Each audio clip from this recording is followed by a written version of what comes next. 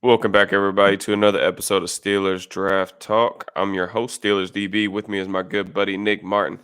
Today, we are going to recap the Steelers draft haul from the 2023 NFL Draft. We're going to talk, kind of give that draft class a grade, if you will. Everybody loves those. And then we're going to talk about a couple additional classes that we liked from other teams. And then we're going to go through days 1, 2, and 3 picks for the Steelers and just kind of see, what those players are, how they fit into the grand scheme of things. Jam-packed episode. We're really excited about it. Nick, first off, how you doing, brother? Oh, I'm doing amazing, man. Especially after the draft, you should have seen just how much of how excited I got during that. It was insane. They prioritized so many needs, and it had me happy. And then they took some of my dudes, and that always makes me even extra happy. So I'm so excited to talk about this. Yeah, for sure, man. Yeah, it's interesting because I feel like, we were saying this all weekend, but, normally you're lucky if like your favorite team, if you do like what we do and like watch a bunch of prospects, whatever, you're lucky if your team drafts like one of the guys that you really like, every cycle, and you get really excited about, when those potential fits kind of line up and the stars align. But it felt like the Steelers during this weekend, drafted a couple guys that you and I have been talking about a lot, since we started this podcast back in like October, November. So I'm really excited about, breaking all these guys down with you, seeing how they fit. Um, the end of the draft cycle is always a little bit bittersweet for me too, because we spend a better part of 12 months, off and on, going through prospects and checking guys' film out and all that stuff. And then like when that comes to an end, it's a little bit bittersweet. But it's Yeah. the good thing about it is there's always next year. So getting the 2024 cycle rolling is going to be exciting as well. But yeah, let's get started, man. I know like grades are a little bit of a controversial topic. Some people like them, some people don't. Um, I'll fully acknowledge that it takes about 2 to 3 years to see if a draft class was quote unquote good. Yeah. Ideally, Daniel Jeremiah used to talk about this all the time. Ideally, you want your draft classes to come away with 2 to 3 starters. If you come away with 2 to 3 starting caliber players, you had a good draft. And just on the surface, man, for the Steelers, I am typically a pretty tough grader. Same. Normally the Steelers for me probably end up in like the B range or sometimes C range. It just in the past several years at least. But when I look at this haul, man, it's hard for me to give it anything other than an A. I mean, maybe even A plus. I just thought that you mentioned them knocking out potential needs and plugging in some holes and things like that. But I thought that the value that they got with several other players, drafted 6 guys that ended up in my top 100 on my final big board. The value and the needs aligning together was really special, and I thought that Omar Khan showed really well in his first draft as general manager. Con artist, as he's being called now, which is pretty awesome nickname if I say so myself. Um, yeah, no, you talk about the value of just the guys they got. Nick Herbig was a guy I had rated around like third round grade. I was really happy when they got a guy like that. And obviously Corey Trice, a lot of people had him much higher. A lot of people didn't anticipate the medicals of that aspect, but I had him in my top 50 and they got him in the seventh round. And it's so hard to contain excitement on a seventh round pick because you have to temper that expectation Hmm. slightly because draft capital does matter for opportunity a lot of times. But man, that had me just absolutely smiling, and I'm very hopeful about the type of players that those two can be. Yeah. Yeah, I knew that we would pretty much be in agreement that, we're rating this draft class like really highly, and I do want to preface that, just because our draft grades are really based on, how we evaluated these players before they became Steelers. And that's why we think that the value fit the need and everything kind of came full circle regarding those two aspects. But it doesn't necessarily mean that, all these players are going to pan out. I mean, just Yep. historically speaking, it's just not going to happen, man. Like the NFL draft, it's a little bit of a crapshoot. It's not a perfect science. And even if your draft class looks great on paper, sometimes it can, backfire on you just for various reasons, injuries, fits, just unforeseen circumstances. Development's not always linear. Yeah. There's a lot of things, but I do think there's a good amount of optimism that needs to be in place here, especially for Steelers fans, man. Like, I don't know how you look at this class and can be anything other than, genuinely excited. I've seen this happen in the inverse as well. Like, you think back of that Saints draft class that had Oh man. Alvin Kamara and the national media, all the draft pundits, the big draft names, like absolutely slaughtered that draft class. As like this terrible class and terrible value, reaches all over the place, and then that draft class was probably the best. I mean, you could make an argument that that was the best draft class of the 2010s. So it can go both ways. I do think that, like I said, that there's reason for optimism among this class. Did you have any other teams that you were like particularly impressed with their haul and you wanted to kind of shout them out before we kind of go into days 1, 2, and 3 for the Steelers? So for me, I actually really like how the Jets pivoted off of Broderick Jones, who they really liked. And a lot of people consider Will McDonald a reach. Hmm. He's edge three for me. He was like one of the last first round grades I had. I thought he went at a terrific spot. I think he has potential to be a high upside pass rusher, and I think him not play. I just love when coach coach called him up and he was just like, we're gonna get you out of that 4 eye and into that wide 9, and I'm just Thank like, God. thank you. And then they had a terrific pivot with offensive tackle because they took Carter Warren in the 4th round, who I think actually could be potential starter at the next level. Very underrated player. I think he was really good with his hand usage. I think he's explosive out of his sets too. Like, Carter Warren was one of my favorite. There were 2 tackles I was looking at. If the team had to pivot, Carter Warren and Nick Saldiveri, and the Jets got one of them. They also took my favorite center in Joe Tippmann. I'm a big Tippmann fan, and then Zach Kuntz from Old Dominion is a very talented tight end. They got him in the 7th round. I think they got some very good value overall. I've seen a lot of people kind of rip the Jets apart for their pivot, and I honestly, I don't get it. I like their draft a lot. Hmm. Yeah, I had a couple that I wanted to shout out. I mean, Philly. I mean, that was an obvious one. Yeah, They were the benefactor of kind of Jalen Carter falling way further down than he should have. the But 49ers participated. yeah, but I mean, getting Jalen Carter at 9, man, is just Yeah. it's absurd value considering I value him, as the best overall talent in this draft class. But you just look at what they did after that too. Getting Nolan Smith at 30, that was further than he should have dropped. Even trading back up, trading a 3rd round pick for Keely Ringo, like I thought that was good value as well because Bradbury and Slay are both veteran corners that you could be. You can play right now while you kind of develop a younger kid like Ringo. So, a couple other draft classes I liked. The Seahawks, they kind of threw a curveball to everybody, taking Witherspoon at 5. The But Lions didn't expect that. yeah, I was surprised by that, but I also think that the Jackson Smith and Jigba pick at 20 was like right around the spot where I thought he should go. Him But with I DK love the fit. Metcalf and Tyler Lockett, man, It's a that's great fit. that's so good. Because the way that Geno plays, like he's a vertical passer who wants to push the ball down the field. But last year there were times, especially during the second half of the year, where they were just so vertical heavy that they Yeah, didn't have that guy to win like underneath and in the middle of the field, and that's it's like really where Smith and Jigba excels. and you point out like some people compared Stroud coming out of college to Geno Smith. They have a lot of similarities in terms of how they play. So I have a feeling that could just be like a real seamless fit for them. Yeah. Yeah, totally agree. I just think that Smith and Jigba is like a little bit of an easy button type of player that is Yeah. going to really help you, get some easy yards and, hang out in the underneath and intermediate areas of the field. And I also point out like Lockett's not a yards after catch guy. DK, he's a very specific type of receiver too, Yeah. valuable, but specific. And I think Smith and Jigba, just the way that he moves after the catch, despite not being like, this incredible straight line speed athlete, is going to help them in that regard too. I Oh, was a little bit confused about the Seahawks pick of Zach Charbonnet. I'm still really confused yeah.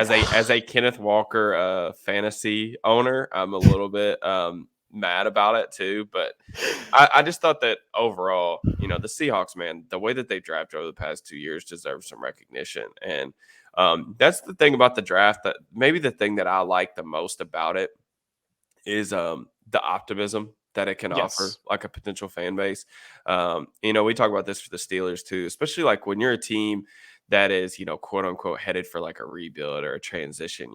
All it takes, and I'm not saying it's easy to do, obviously it's not, or else everybody would do it, but all it takes is one to two potential slam dunk draft classes, and you go from full rebuild mode, like we thought the Seahawks were headed towards last year, um, to like a genuinely like NFC Championship type of roster, and Look like, what happened with the Saints from 2016 to 2017, yep, just how that class changed them.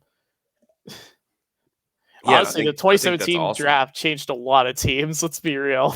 Yeah. That was a outstanding draft class, and the thing Yeah. that's really interesting about this draft was it was considered one of the weaker drafts, mostly at the top, Hmm. but I think Daniel Jeremiah called it best. The strength of the draft was day 2, and I think we saw a lot of teams just absolutely capitalize on day 2. One of my favorites, actually, this is the last team I want to shout out. Denver. They had a limited number of picks. Hmm. They had 2/3 and they had a second, and but it was like at the end of the second. But they came up with some really good values. Marvin Mims is one of my favorite receivers in this class. Drew Sanders, where they got him, I thought that was really good value. Riley Moss could be a really good starter, both either at corner or safety. I also I like JL Skinner in the six. We don't know too much about his injury and like Hmm. in terms of his that we wanted to see his testing, but that's a great spot to get him. Alex Forsythe from Oregon, I thought was, he's not built the way you typically want a center, but he's really good. Yeah. He showed some really good stuff against like Jalen Carter and guys like that. So I like what they did in such a limited number of picks. Yeah. I love the Mims landing spot.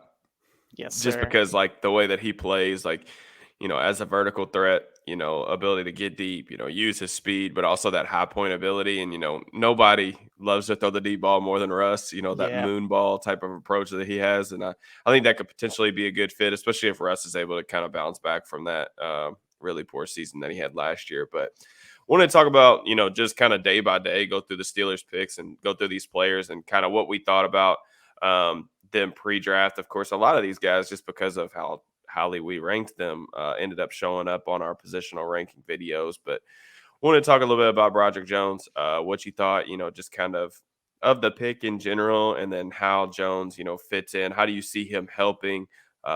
Just kind of what the potential outlook is for a guy like him moving forward. I think the Broderick Jones pick was a huge upside swing. Like I said before, I think there's a trap door to his floor. There's a very low floor with a guy like that, but the whole upside of him is his athleticism, his ability in space, how explosive he is out of his sets, but more so, like he has just uncanny like strength that he can access in terms of creating torque, especially from his hands. It's just he doesn't quite know how to use his hands the correct way, which is why I'm very much looking forward to seeing what Pat Meyer could do with him, because I don't think enough people talk about this. Dan Moore's hand usage from year 1 to year 2 was such a exponential jump, and while he still wasn't like an incredible tackle, Hmm. he became a much more serviceable player. And I think when you can turn a guy like that into serviceable, it really makes you excited what he can do with a talent like Broderick Jones. The only thing I have to say is, and you highlighted it really well on Twitter. Andrew Thomas as a rookie gave up like over 10 sacks as a rookie, and he gave up plenty of pressures as well. He's now one of the best tackles in all football. Everyone needs to be patient. Do not kill this guy doesn't if he doesn't look the part in year 1, because tackle in general is one of the toughest positions to be good at as a rookie. Tristan Wirfs biggest is the biggest anomaly in that regard in terms of just, guys that were just ready to play and, could be Hmm. all-stars out the gate. It's not the norm. So, exercise patience with Project Jones. I like the approach they made. My personal opinion, I like Anton Harrison more, and that was my take on tackles. But I like the Steelers' process and what they were trying to do. That's why I got it. That's what That's why I thought it was a good overall process with them jumping the Jets. Yeah. Yeah, I mean, with Jones, man, the ceiling is really what's enticing to me. And I say this all the time, but like in round one, I like taking shots and taking big swings. And I think that's this swing for Broderick Jones is a big swing on his upside, man. You mentioned the athleticism, the way that he can get out in space, the way that he can be an impact run blocker, generate displacement, get into the second level. You can pull him, you can do a lot of different things in the run game with him. But I think even as a pass protector, you see the feet. He has really nice feet. Can get out of his stance. Needs to do a little bit better job mixing up his sets. But if you can get his hand placement where it needs to be, man, and more consistent, not just from a timing perspective, but from a landing spot perspective. This guy has a good anchor. Like he has all the tools that you really want in a left tackle. This dude could be really good. It's just going to take some fine tuning. And like I said, man, I think the Jones pick is more about what he could potentially be in 2024 and 2025. I'm not saying that I don't care what he looks like next year. It's just my expectation is that he's going to struggle in pass pro. But we'll see if that ends up being the case. But I'm excited to see like what he's going to develop into. And I think getting an offensive line coach like Pat Mayer, who's done some good things with the Steelers offensive line, in his only season, getting him his guy to mold and develop with all these traits is I think it's a good gamble and something that I really, really appreciate. And that's why I brought up the Andrew Thomas thing, man. Like I loved Andrew Thomas coming out. He was like a top 5 player for me in that class, was just over the moon with his evaluation. And then like when he, played as a rookie and he looked just absolutely terrible, to be quite frank with you. I was like, man, this dude's unrecognizable. I don't even know what I'm watching right now. And I was so surprised. I was like, man, do I need to go back and watch the film? Like, where did I miss? And then, 2 years later, he's a top 5 tackle, like bar none top 5 tackle. And, Thomas to me was a better prospect, but I think Jones, has that type of tools. So we'll see what happens with it. It'll be really fascinating to see how all that plays out. But let's talk a little bit about the day 2 haul. The Steelers ended up with 3 selections. They actually ended up making 3 selections on day 2. What was your favorite one of their picks on day 2, and how did you come out, assessing the value, meeting their needs that you thought they needed to address on that at that point in the draft? I thought Pittsburgh navigated day 2 perfectly, and a lot of it had to do with staying at 32 and then trading down in the third because they knew they were going to get some falling values in the third. 32, they knew they had players with a first round grade, and unless they had an offer that just blew their socks off, there was no way, they were going to get out of there. I, I love the pick of Joey Porter Jr. there. That was the top. He was the second top value. Is Brian Branch does the top value for me, Right. but they weren't separated by much, and I completely I'm way on board with the Joey Porter Jr. pick, both from a legacy perspective, from just the fit. The Steelers love to run a ton of press man, and the biggest thing I was hoping for out of this draft class was to get 2 corners. We'll talk about the second one in a bit, where they can just press guys at the line of scrimmage and just absolutely beat the shit out of receivers. And that's what I was hoping for. I think Porter's a little unrefined in his technique, but I think what's so special about him is he has really good recovery speed, but also it's his length. He has offensive tackle length. Mm-hmm. So the way he can just get back in the passing lane, he can get beat across his face and he can still break up the pass because he has those go gadget arms. And I think his hip fluidity is undersold. I think he actually has good mirroring ability. The problem is his footwork from a pedal is a little bit. He's too high and he's a bit too slow footed overall. So I would be cautious about playing him in off coverage quarters, especially because I don't think that's going to go very well if he has to mirror from a pedal. I think he handles shuffle pretty well. Really good with, honestly, like his ball skills are the most underrated part about his game because everyone points out he only had 1 interception. He had Mm-hmm. like 21 pass breakups in his time, and a lot of them were just terrific reads from zone coverage or even just like some of it was man coverage, and he noticed something underneath. He jumped the route, but he just didn't get the pick. And I love that somebody compared there are people who were comparing him to Ike Taylor, and I think that was so accurate in a lot of ways because Ike Taylor is that incredible athlete, but he couldn't freaking catch a ball worth a damn, but he could damn cover. And Yeah. I think Porter, you're getting good enough scheme versatility, and I think he's still got plenty of upside, things to hash out with his game, but he's also, he's got a good floor with his measurables, especially. Yeah, and I think with the the Purdue game where he's playing in a cloud, kind of as that underneath cover two defender, and he jumps that option or out route underneath, and Yeah, it just hits him right in the hands. And that was my first thing whenever I saw that play for the first time. Like, man, I've seen that before.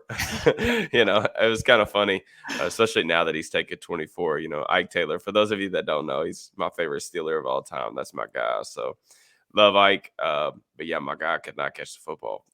And I don't know. I do agree with you that Porter does get his hand on a lot of footballs. It's to me, it's not a question of locating the football or like being in the right spot or being in phase to make plays on the ball. It's just a matter of I don't know if he's got natural playmaking skills, and sometimes that just happens, man. We'll have to see, if that improves in the pros or not. But you hit the nail on the head really with Porter's evaluation. You let him press. That length. We talk about recovery speed, but he almost has like recovery length yes. because of his ability to just get back at the catch point and really clog passing lanes.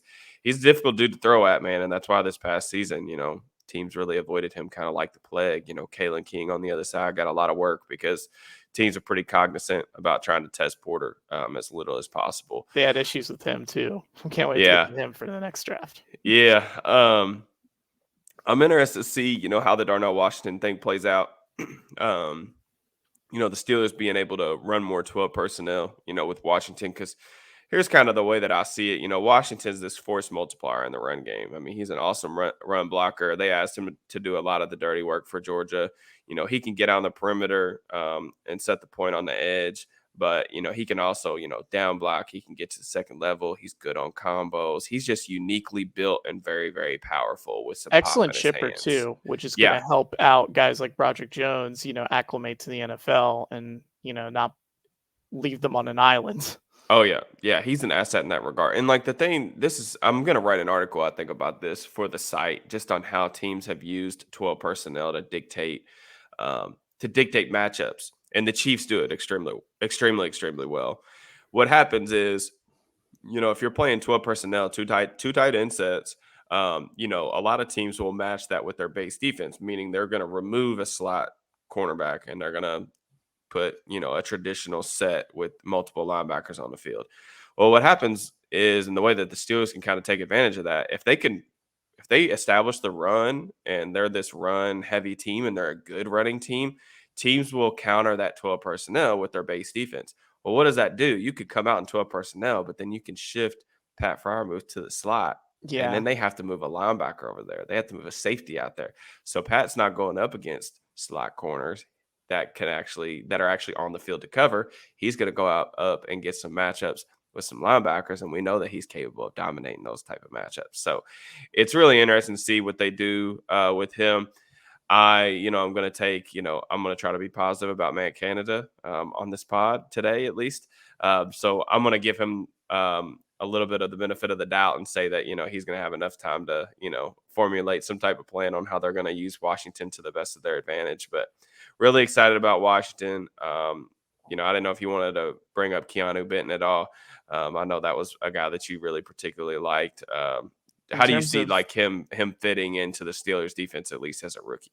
in terms of fit, it was just Wisconsin's defensive scheme, especially along the defensive line, is very similar to how Pittsburgh employs their guys. Like they like to move them all around the front, whether it be like them playing. Sometimes they had Hayward playing at zero tech and trying to two gap as a nose tackle. Benton was that guy who was playing as the nose as a one, mainly as a one technique, and he showed the ability to be able to do that. It's just the problem, his pad level can get pretty high and it affects Yeah. him off combo blocks, especially. you have to kind of get that out of him. But where his upside comes from is a three technique because he didn't play there nearly as much and he's got terrific hand usage overall. The thing I want to see with him, I just want to see him use the bull rush more because I think he's a powerful dude. I think he relies way too much on beating the guy's hands in front of him when he should Mhm. just be running through the guy. But yeah, like he can be employed all over the line. They're gonna try and use him more as a nose early on, but I just love that pick so much from a fit perspective because it makes so much sense. Yeah. Yeah, and I agree. It sounds like they're going to give him a shot to play nose. I think that the pad level, playing with better leverage, will hopefully help him uh, kind of be able to take on those double teams, which you're going to see more often in the middle. I still just don't know. I don't know if that's the best fit for him. But Yeah, I understand why the Steelers would try it early on, just because they've got 2, 3 techs already in Hayward and Ogunjobi that you're not taking those guys off the field. So this is a way to get him on the field on early downs. And we'll just got to see how it plays out. Hopefully he can do it and it's not a problem. But I even think with Benton, we've talked about this. I think he was an improving pass rusher. He's definitely still coming along and finding his way in that regard. But I do think he has pass rush upside, which means that even if he does play, hopefully he plays well at nose, but you could still get him on the field, in sub package football when, you need to give Ogunjobi or Hayward a break, or like when we're exactly. talking about the post Cam Hayward era that's, coming up because he's not going to be able to defy father time forever. So, Benton, we talked about him, man. He was a guy that just felt like a Steeler, right? And it just ended up playing out that way to where he lands in Pittsburgh, which was the least surprising thing of all time. I Yeah, wanted to talk a little bit about his teammate, man, Nick Herbig. You talked about him earlier, just as a good value in the fourth round. Man, Herbig to me, when I watch him play, I don't know what he was playing at. I'm gonna assume he was probably playing at about 225, 230 because he yeah, looks light to me on tape.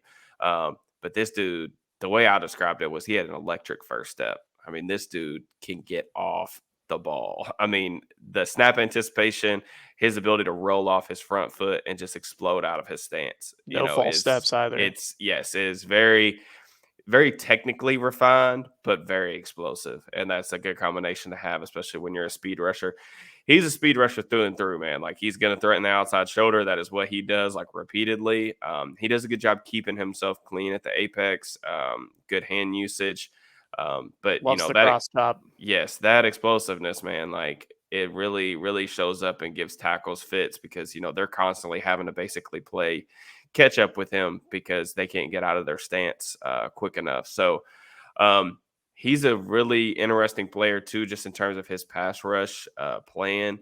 He is a speed rusher through and through, doesn't have the power behind his hands, I think, which could limit a little bit of his upside. But one thing that I really like that Herbig does is, he'll set guys up, outside shoulder.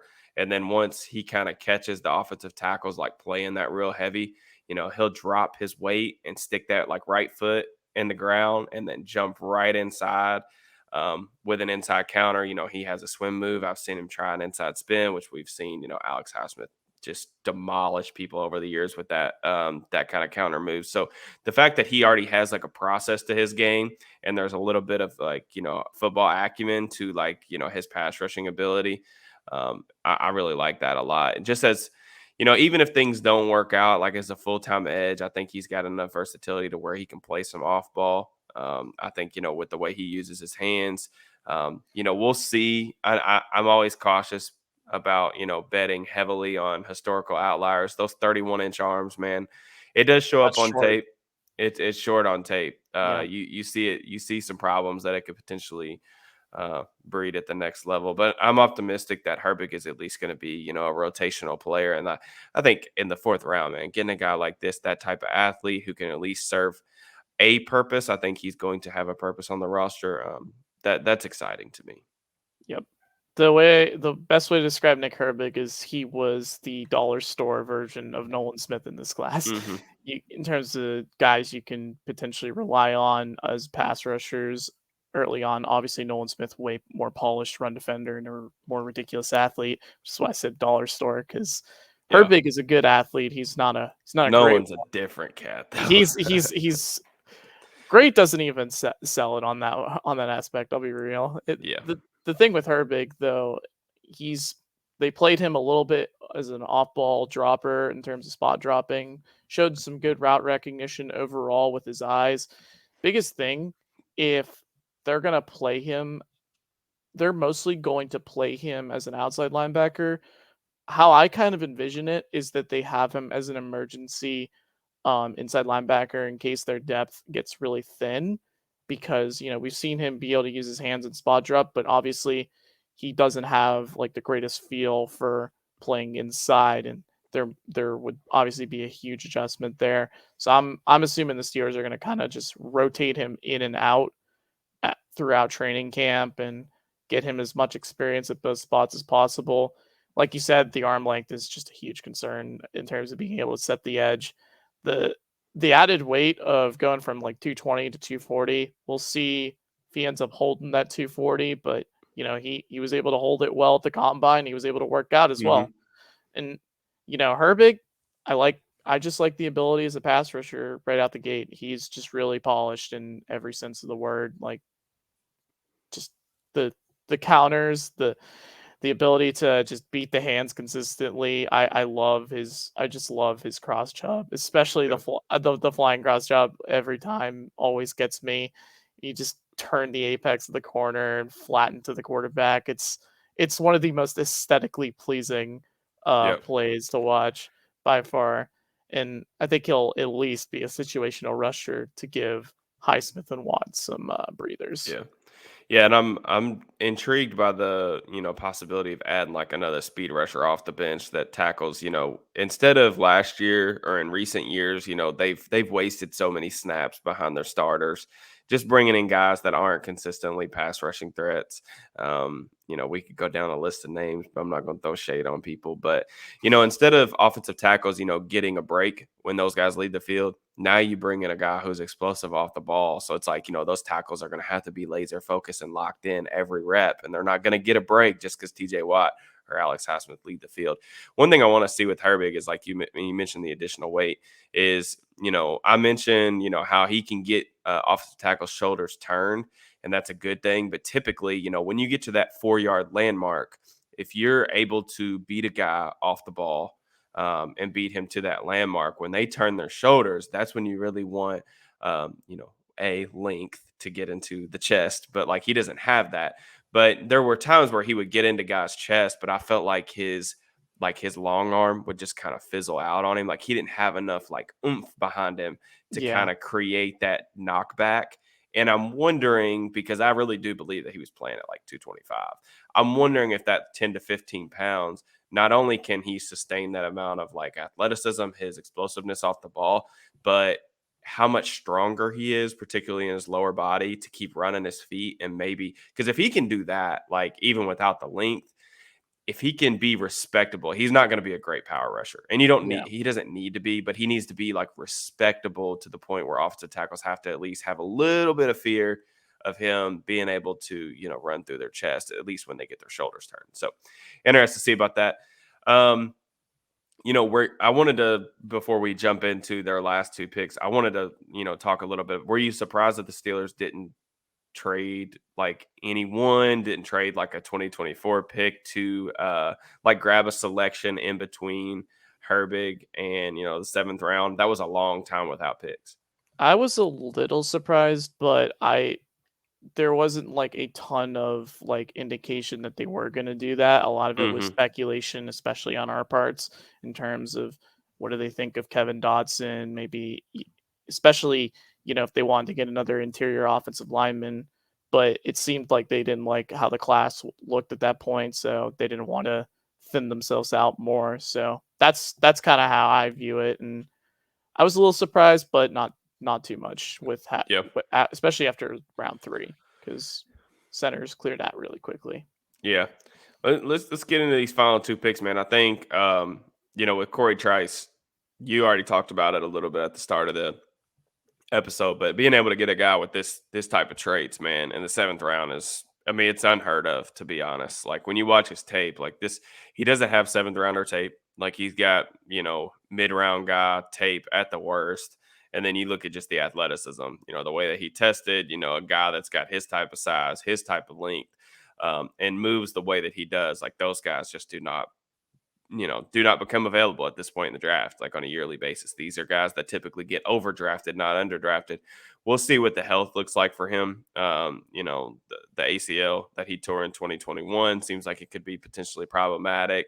It's The Senior Bowl said that was the reason they didn't invite him, was because he was off a couple teams like draft boards basically, what I thought because of some was medicals. what I thought was interesting when Jim Nagy mentioned that is he said they asked him like where he'd been drafted even if the medicals weren't bad. And he said fifth round, and I'm wondering if the NFL might have just been lower on Corey Trice because there wasn't a huge like string of knee injuries back to back. Then there was plenty of Hmm. ankle stuff that he had to deal with. So it's really hard to say exactly. Obviously, we're not What it doctors. was. Yeah, and he didn't in terms of how he was moving. I've heard some people say that he might have looked limited in his early 22 tape, but even I didn't really notice that. I thought he was moving perfectly fine in terms of like being able to mirror and his pad level was he's able to bend really well, but you know maybe the recovery speed might have been a little lacking in that regard, but I just Hmm. don't think that's a aspect of his game that's going to be that great. Like he's just average in that regard. Yeah. Yeah, but when I watch Trice, man, like I think it's important to take this into account, like whenever you're watching players too, is like, if you watch a guy like Trice and some of these smaller cornerbacks that were in this class, the DJ Turners, the Devin Witherspoons, the guys like that, of course he's going to look different the way he moves because this dude's Exactly. 210 pounds. Like you have to understand that, he's got 25, 30 pounds on some of these smaller corners in this class. And yeah, those guys are going to move differently than he does, but the way that he can win with his length, his physicality, his size, and then you factor in the fact that he does move extremely well for his size. He's a Um, technician too. yeah, and you give him, you give him a spot, next to in the future potentially Joey Porter Jr. You got two corners that can absolutely maul guys at the line of scrimmage, two long guys who can play and press. I do agree with you that his technique. There are some things to clean up with his footwork. I think that he can get a little bit High two in his hand pedal. happy. Yeah. I'll just describe it like that.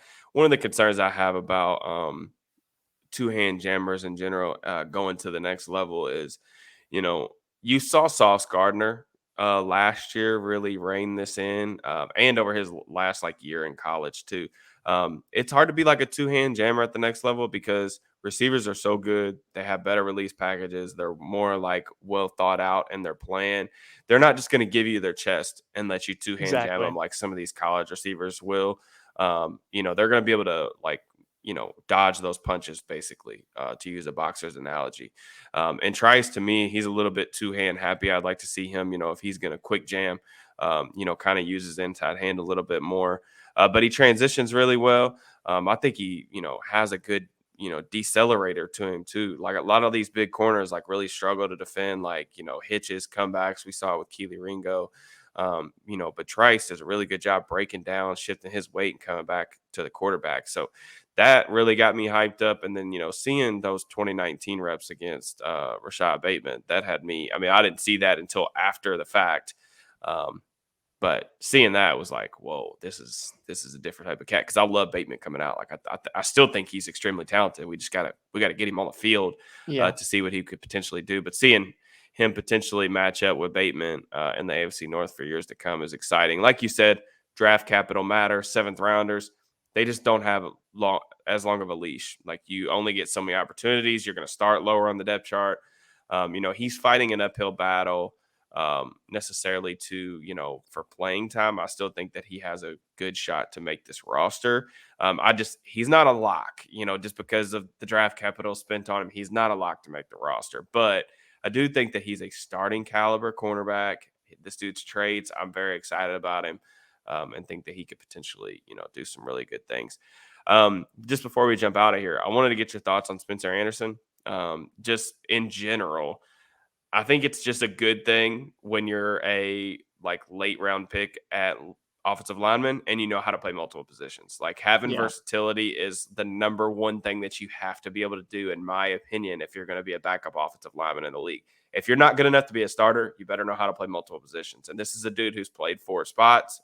I'm pretty good sure athlete that, too. yeah, and he's a good athlete. So like when you just take those two things on a baseline level, this dude checks the boxes from an athleticism perspective. This dude checks the boxes from a versatility perspective. I'm all on board with that as a 7th round pick. In Philly, they had a knack. Everybody talks about like the investments that Philly makes in the trenches. Totally, totally valid. They do. They did under Andy Weidel, made a ton of investments early in the draft, but really it was the guys that they were able to develop later in the draft. I think that set their kind of organization up because that's where your depth comes in. If you can Exactly. hit on a starter or a high level backup, late on day 3, that's a huge boon and bonus to your roster construction. So, what were your thoughts on the Anderson pick? I have pretty much the same thoughts as you in terms of just you need that versatility to play all positions, and I think that was very appealing to the Steelers. Coupled that with he's a good athlete, moves well, especially on the move. I think he's a good reach blocker as well. But there's not much else I can really tell you about his game because I wasn't able to fully watch his film, and Maryland's offensive line film was a little hard for me to get a handle on. I I like the pick there. I wanted to mention a few more things about Corey Trice because Yeah, I did not get to add this. He lost his dad very early on, and he's very driven guy. Like he's written down like always trying to make sure his GPA was high, just big plays, don't miss a day. He has it written down, he has it written on like a board, you know, and he's really driven. I like that a lot about him. And I think he, from a character perspective, it's really high, the work ethic. You count that with the traits. I just for a medical to drop someone to the 7th round, I don't know how I can't really see how that was the main reason for a guy that talented to be able to drop because he's such a long, tall corner. He moves so well.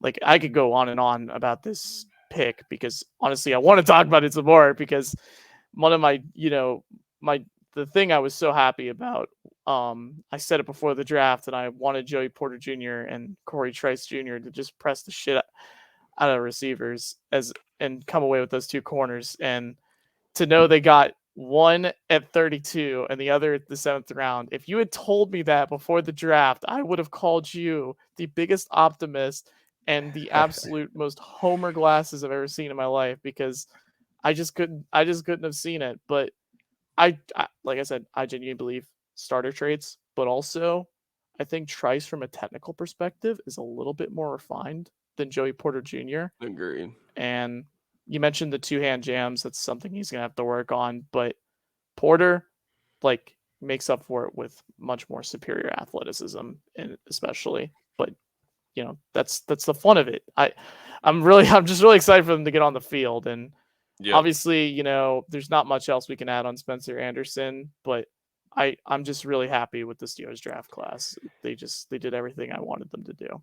Yeah, I thought it was interesting too. Grady Brown said that they're going to look good getting off the bus. Yes, sir. I definitely agree with that. I'm excited, man. Like we said, I know we spent a lot of time talking about Trice, but it just doesn't make sense to me. The limited tape that I saw, man, like he just doesn't look like a 7th round guy. And like even the medicals, that's why it's just a big question mark on like what they really look like how many, like what teams thought about like his ability to have a lengthy NFL career. Cause there had to be organizations that just did not sign off on this dude from a medical perspective because I refuse to believe like just look, this is a good cornerback class, like don't get me wrong, and the depth of this class could have potentially hurt him as well. But dude, there was corners in this class that got taken as early as the 3rd round that just they were not as good as this dude on tape. And I just don't, and that's before you even really get into like the traits perspective. Like you Yeah, you can look at a guy like on film and then you can look at like what he could basically what he has done, and then you can look at the traits perspective and say like what could he potentially do. They just Trice checked more boxes than a lot of these guys that were drafted ahead of him. And that's why I think you and I are both just so optimistic about, the Steelers are due for this type of late round draft pick becoming a steal. It's been a little bit for them that they've been able to really capitalize on day three with not just a starter, but who I think could be like a really, really solid starter in the Yeah. league. So excited to see how it plays out. We appreciate you guys tuning into the episode, following along with the Steelers Draft Talk podcast. Please make sure you subscribe at youtube.com/all Steelers Talk. Again, it was fun recapping the Steelers draft class with you guys, and we will holler at you all next time. Peace. Peace.